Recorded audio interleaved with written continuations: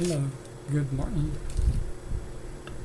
Today's question is, what does it mean to gain the whole world but lose your soul? Jesus asked what good it is for a man to gain the whole world but lose his soul. To gain the whole world is to receive all the world has to offer: money, fame, pleasure, power, prestige, etc. To lose one's soul is to die without a right relationship with Christ and spend an eternity in the lake of fire.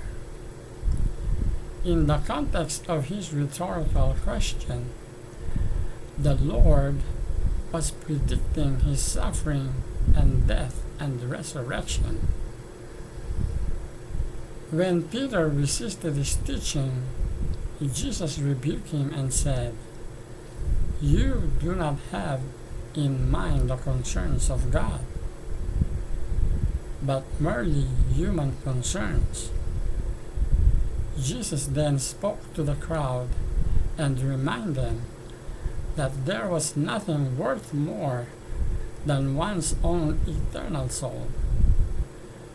Rejecting Christ might mean temporary, earthly gains, but it comes at the worst possible price.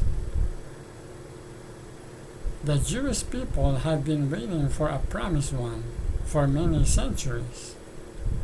Most expected that this Messiah would be a military leader or a king like David or Solomon.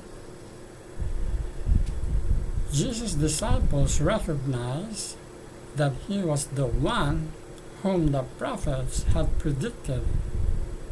However, Jesus did not speak about conquering with an army or by taking over the government. Instead, Jesus taught that the Messiah would suffer and die at the hands of men. Just before he asked, "What good will it be for someone to gain the whole world, yet forfeit his soul?" Jesus says that in order to truly follow Christ, people must be willing to deny themselves and take up the cross and follow me. To take up one's cross is a reference to being condemned to die.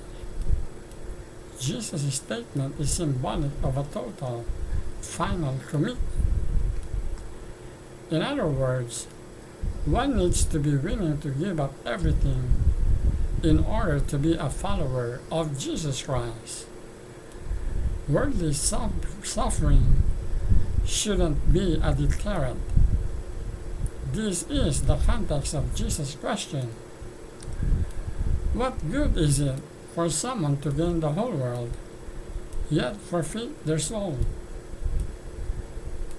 If a person rejects Jesus and becomes the richest, most powerful person on earth, he has still made a poor decision. Sooner or later, earthly things will fade away, and that person will have lost the only part of himself that lasts forever. The day of reckoning is coming, for the Son of Man is going to come in his Father's glory with his angels, and then he will reward each person according to what they have done. There is nothing more valuable than a person's soul. To trade that away is the epitome of foolishness. When a person chooses to embrace this world instead of heaven, he is forfeiting his soul. If a person rejects Christ for the sake of anything in this life, he will lose his soul. Esau despised his birthright, choosing stew instead. Judas sold the Savior. Judas sold the Savior for a few pieces of silver. Demas loved this present world and forsook the ministry. All three men thought they were gaining something, but actually lost everything. So it's very clear that even though we gain the whole world, but if we lose our soul, it's useless.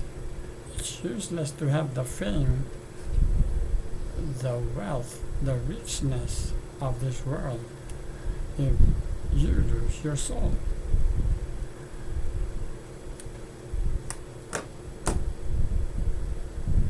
So it's better to have Christ in our life by receiving Him through faith and by grace. That's all for today, folks. I'll see you again on my next video. Please don't forget to subscribe so that you will be notified for my next video. Good night, goodbye. That's all.